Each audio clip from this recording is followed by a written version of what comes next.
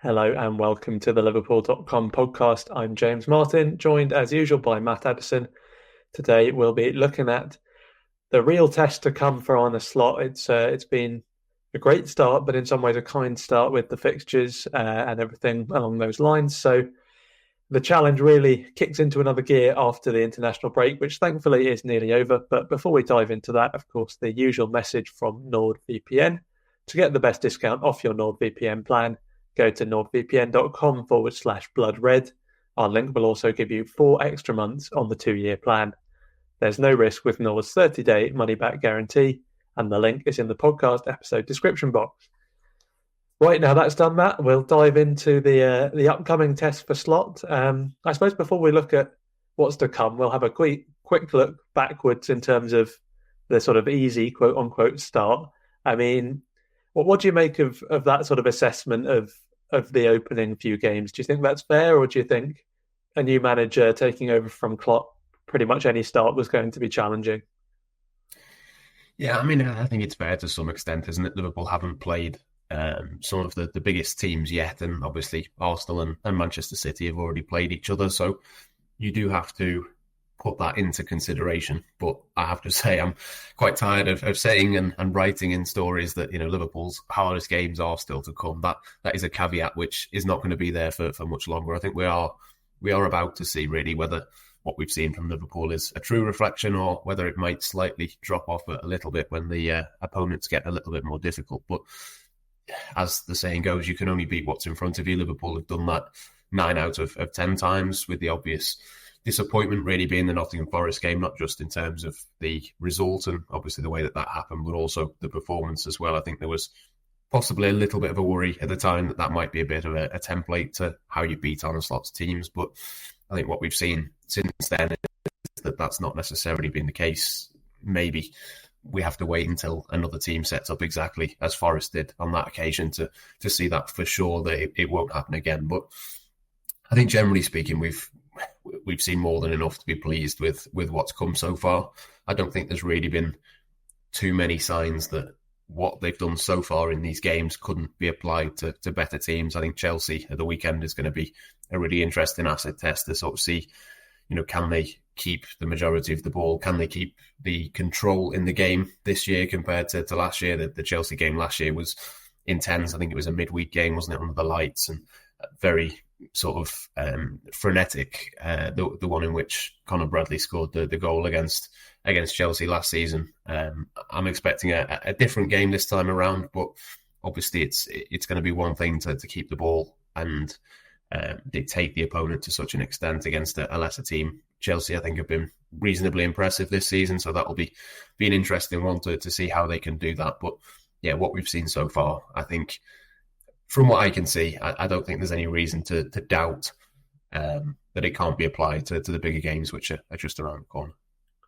Yeah, and I've always been a bit inclined to look at the flip side as well, in the sense that, okay, yeah, it was an easy start on paper in terms of the fixtures, and certainly if we'd still been under Klopp, then we'd have been saying that's a kind run, gets a chance to build up that momentum. But particularly with a new head coach introducing a new style, it's definitely a potential banana skin as well, in the sense that if it does take a little while to get going, you know, a few games in, you could have dropped points against all sorts of teams that Liverpool has no business dropping points against. As you say, there was the Forest game, but that was the one blip. If we'd seen 2, 3, 4 of those, then suddenly you'd probably be looking at Liverpool and saying you're more or less out of title contention before you were even in it, because, you know, those are games where you have to be picking up the points. So it was kind in a way, but it was a test that had to be passed, and Slot certainly got his feet under the table very quickly, which has been very encouraging to see. But as you say, it's a new challenge, a new test, even if it's not, you know, inherently harder. And Chelsea, the first game in that run, interesting one as well, because they did recently just drop points against Nottingham Forest as well. So similar struggle there, but in general has started promisingly under a new manager too. Do you see Liverpool and Chelsea as kind of in similar-ish positions? Obviously, Liverpool top of the league at the moment, Chelsea fourth. But is this a kind of game where if one team has a convincing performance and maybe a big win, they're maybe set up to be, more of a challenger to Man City and Arsenal this season, or do you think Liverpool is? We can already confidently say they're maybe that kind of one step further along than Chelsea. Yeah, I think that works in one way. I can't really see Chelsea going to Anfield and putting in a statement performance and winning there in a way that would make you think that was just how they're going to be for the rest of the season. Maybe they go to Liverpool and they win by a goal, or Cole Palmer does something incredible, and the game is just taken by him, and there's a big storyline along those lines. But I don't see a performance in terms of a statement from Chelsea in terms of, I could quite easily see Liverpool winning by 2 or 3 goals, blitzing them in the first half, and then sort of controlling it in the second. I think that kind of statement performance, I think, would probably point towards something that Liverpool could sustain and do across the course of the next few weeks, certainly in terms of the games that are to come, but also in the months beyond that as well. I think I can kind of see it in terms of that sense. I do think it's a big opportunity really for Liverpool to put down a bit of a marker. I think Liverpool and Chelsea will be put in that same category of not being quite at the level of Arsenal and City, but I think if Liverpool can win this one and win it well, I think that would possibly start to change those narratives. And as we've said, I think that the only real reason that people are slightly down or talking Liverpool down, at least in terms of their title ambitions, I think is the teams that they've played. If they can get through a week where it's Chelsea, Leipzig and Arsenal, and maybe win 2 and draw one of those 3, whichever way around that might end up being, I think if Liverpool can do that, the conversation then I think will fairly quickly shift, because they're top of the table already. They would still be, if they can get a couple of wins in those games, and suddenly the only real, not even a negative really, because they can't do anything about it, the only real sort of detraction that you can take from what they've done so far this season is that they've not done it against a Chelsea or an Arsenal or a team like that. But obviously that is about to change. Yeah, and I mean, there's 4 games in the season against Arsenal and Man City when it comes down to it, and those are games where Liverpool have typically in the past turned up, put in good performances, even sort of maybe slightly struggling Liverpool teams in some senses, that they don't tend to get beaten heavily in those biggest games against the heavyweights. So, I mean, like you say, we're yet to see whether that's still the case under Slot, but whoever the manager is, really, it's those other 34 games where the title is won and lost. That's always been the case, even in this age of title winners routinely going 90 points plus. You can pick up those points in the games against the other teams. It's about getting the job done. And so far, Liverpool has proved very good at that under Slot for the most part. But you mentioned the week to come, Chelsea, Leipzig, and then Arsenal.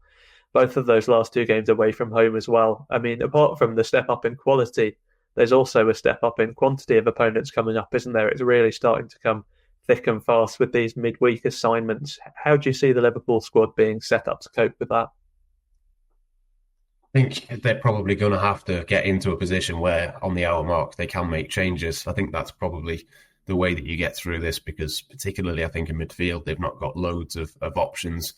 They've obviously got a couple of players who are on the way back, and obviously Harvey Elliott, we don't quite know where he's up to. It looked like he's taken another step, but I think he might be still a couple of weeks off being able to come back. I think as soon as he does, that will give Liverpool a boost in terms of being able to rotate Dominic Szoboszlai a little bit more, possibly Alexis McAllister as well. But I think that's the only real concern really that I've got so far this season. You can talk all day about the quality of opponents that Liverpool have played, but they have obviously got themselves into positions where they've not been able to be quite so frenetic and end-to-end all the way to the 90th minute. I think that will be a key part really of keeping everybody as fresh as possible, because I suppose that the one thing, not just from the start of this season, but what we thought in the summer as well really, was that they're probably one player short in midfield. If you get one injury to one of the first choice 3 players, particularly Ryan Gravenberch on the evidence of the first 3 weeks,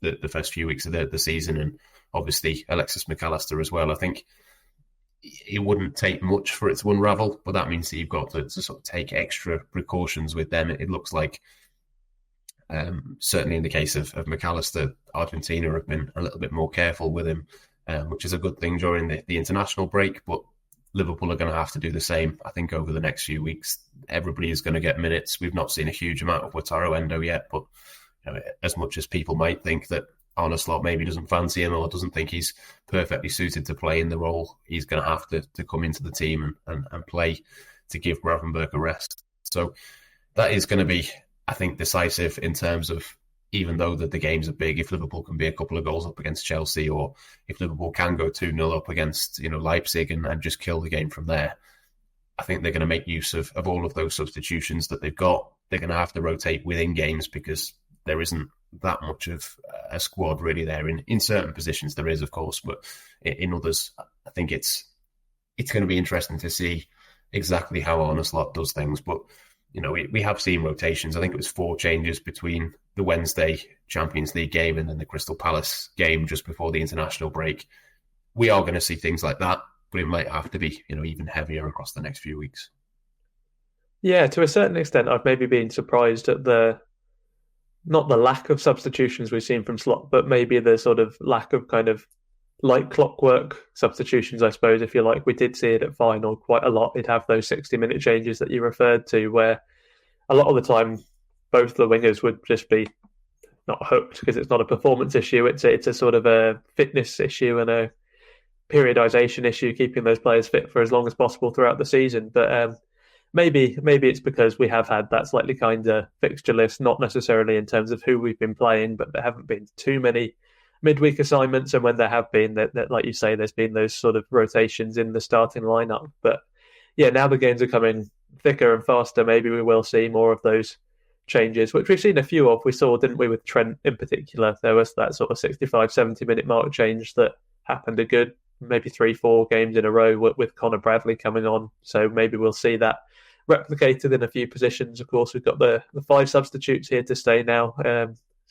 Been in for a little while now, but a useful one to have given the fixture list and given the strength of the squad as well. Like there's areas where it's maybe weaker than you'd like, as you alluded to, potentially the midfield. But I mean, we mentioned Endo. There's also Tyler Morton, who's not really had much of a role to play. He's another one who could come in. And then you look at the attack. There's probably 2 world-class players for every position now.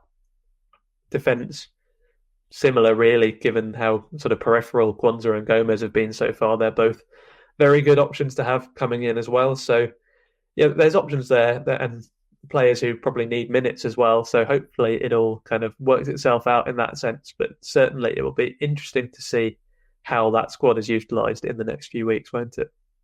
Yeah, I think the one that stands out to me is Brighton in the Carabao Cup. I wonder whether that will be one where we see the classic Jurgen Klopp make 11 changes and just see what happens kind of thing, or whether that is just folded into the rest of the changes. If it is, as it has been up to this point, sort of 3 or 4 changes at the most, if they do go again with the similar sorts of players. I know he obviously made relatively wholesale changes against West Ham in the last round, but I think that will tell us a lot, I think, about sort of how he's viewing these Premier League and Champions League games. I think it was Jason McAteer earlier this week. I got some quotes from him in terms of sort of how does Arne Slot take the domestic cups and how does he balance those with the Champions League and the Premier League. I think that's one of the things that I'm looking forward to seeing what the answer is over the next few weeks, of just how seriously does he take that, especially because it's a trip to Brighton on the Wednesday, then Brighton come to Anfield a few days later.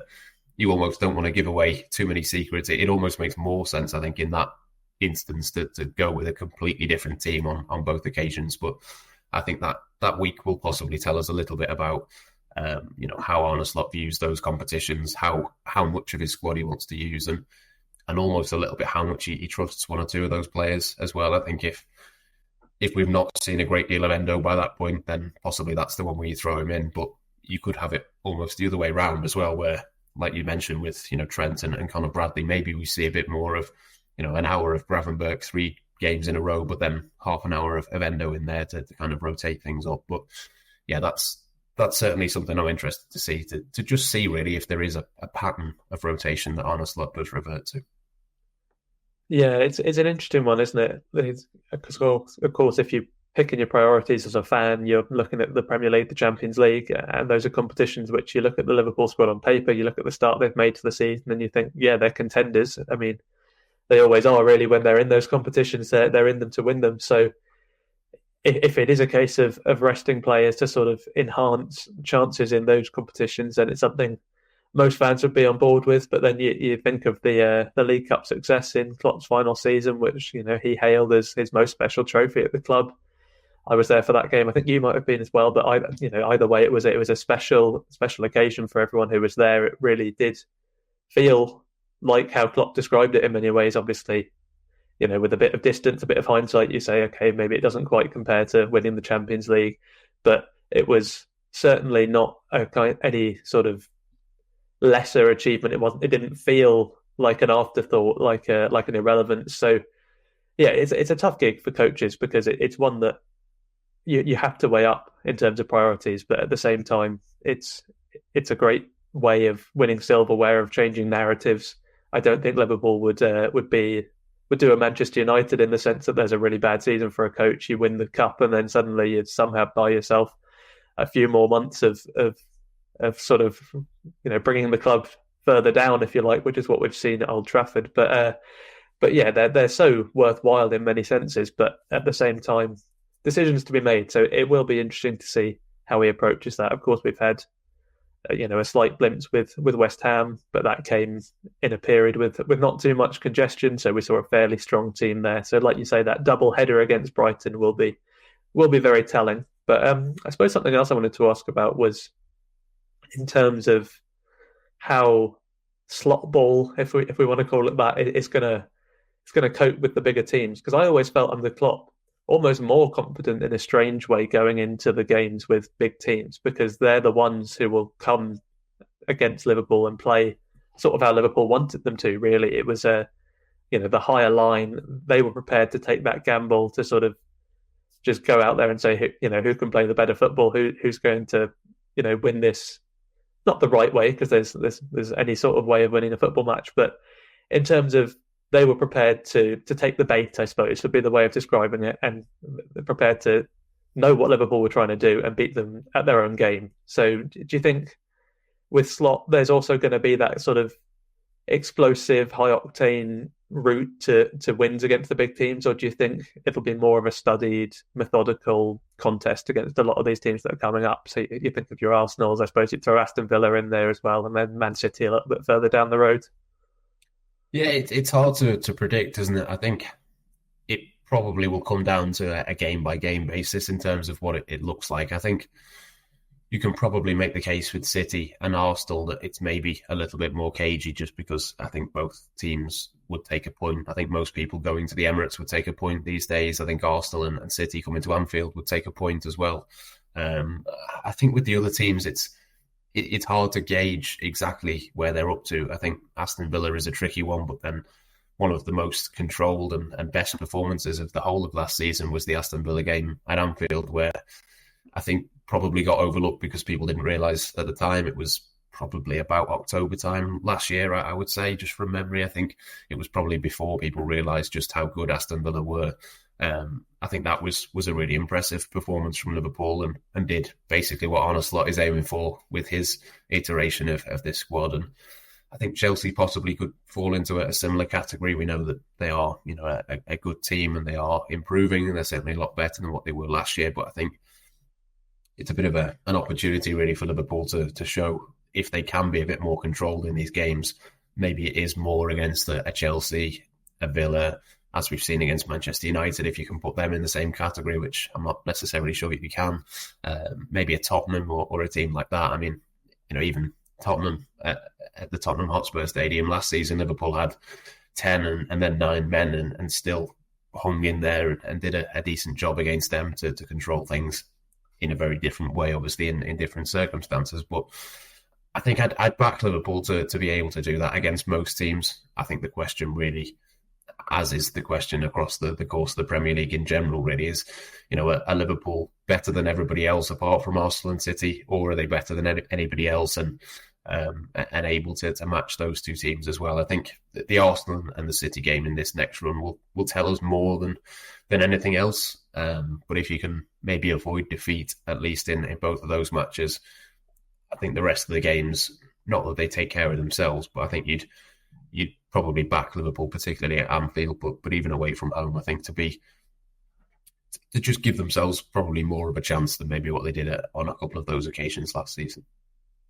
Yeah, and with control being the buzzword, I think it's worth talking about Ryan Gravenberch, because I think as well as being a bit of a litmus test for Liverpool, it's a personal one for him as well, isn't it? He's been a revelation, I think that's fair to say, so far this season, but bigger games to come. So I suppose this is where Liverpool sort of works out whether it still needs to sign that elite number 6, is it?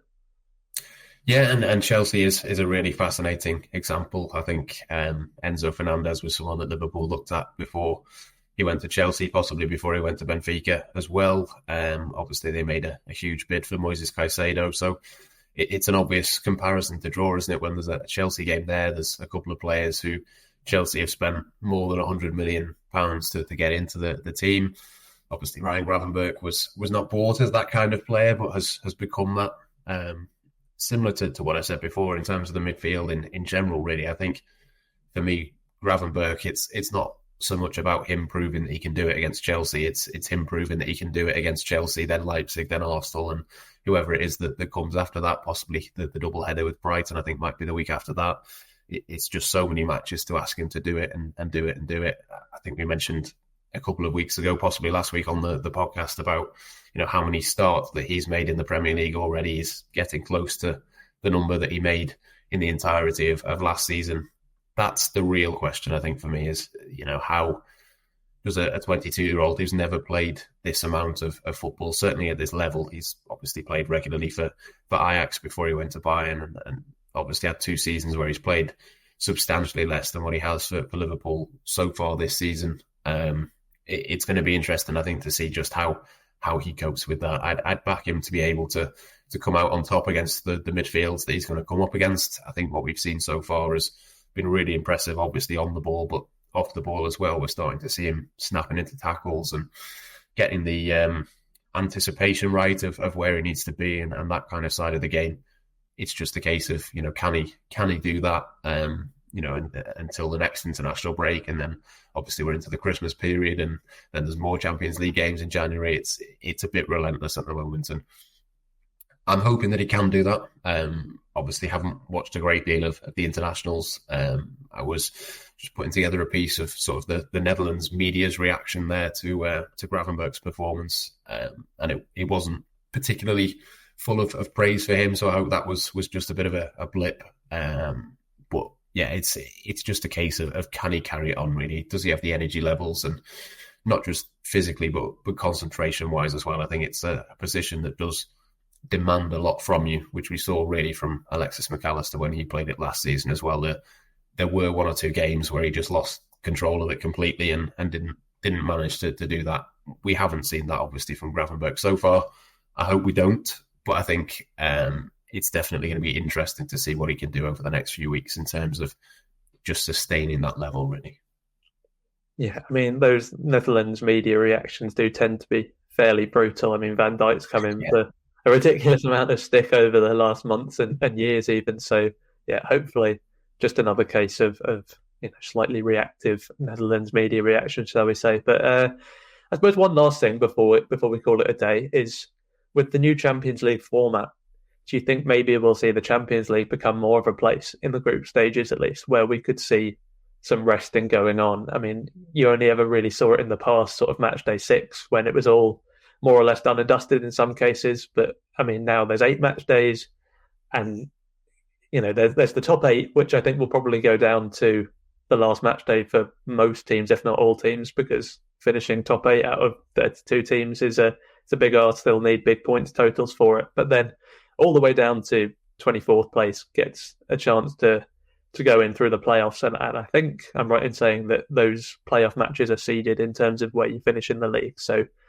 as long as you finish around about the top of that second block, you'll probably have a fairly favourable route through into the knockouts. And whoever Liverpool got, if they did have to go through that playoff, they back themselves over a 2-legged tie. So, another win or two, and Liverpool is probably more or less through to the playoffs. So do you think with that in mind, we might see maybe the Champions League being somewhere where Slot can maybe rest a couple of players where he wouldn't have been able to in the past? Yeah, I mean, you'd like to think maybe by January's matches that could be the case. I think the problem you'd have before Christmas is that the next game's a Leipzig, which is a winnable one, but maybe not one that you're going to make wholesale changes, given it's the third group game. It's then obviously Leverkusen, which everyone is going to want to be involved with, the Xabi Alonso connection, and obviously them being the champions of the Bundesliga, and then it's Real Madrid. So I don't think there's going to be a huge amount of rotation in those matches, just because the players are going to want to be involved with them.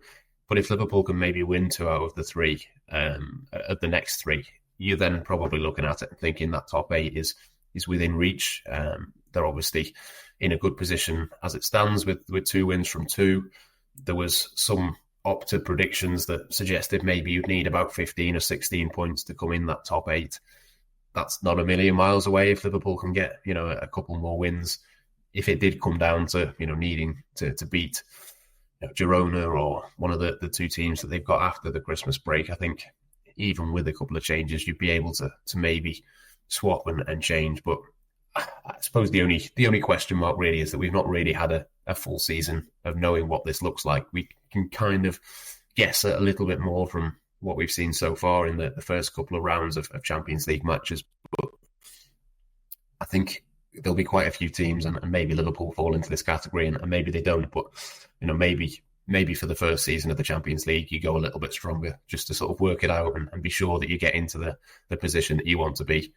Maybe in future versions of it, we maybe see actually you don't need as many points as we thought to get into that top 8, or maybe it's not as important to get into the top 8 as what people think, and that kind of thing. So I think possibly for the first year, we might see a bit more strength from some of the top teams.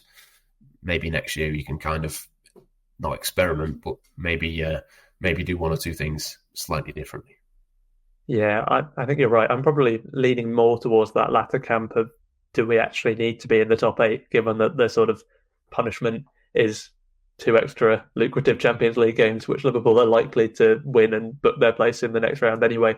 But as you say, maybe not the year to be experimenting, one to just sort of assess the tournament and see what it looks like in this new format, I suppose. But one to watch as well, something that's interesting, particularly with that Leipzig game. Obviously, in the past third match, no chance of rotation really, but falling as it does between Chelsea and Arsenal. And with that new format, maybe we will see a few changes there. So something to look out for. Of course, we'll keep you up to date with anything that does happen there, any team news for those 3 games and beyond, any injury news, anything like that. We are the place to go to at liverpool.com. And of course, we'll have plenty more video content for you here as well on the Blood Red channel. So be sure to tune in for all of that. In the meantime, we'll see you soon on the liverpool.com podcast, and thank you very much for watching.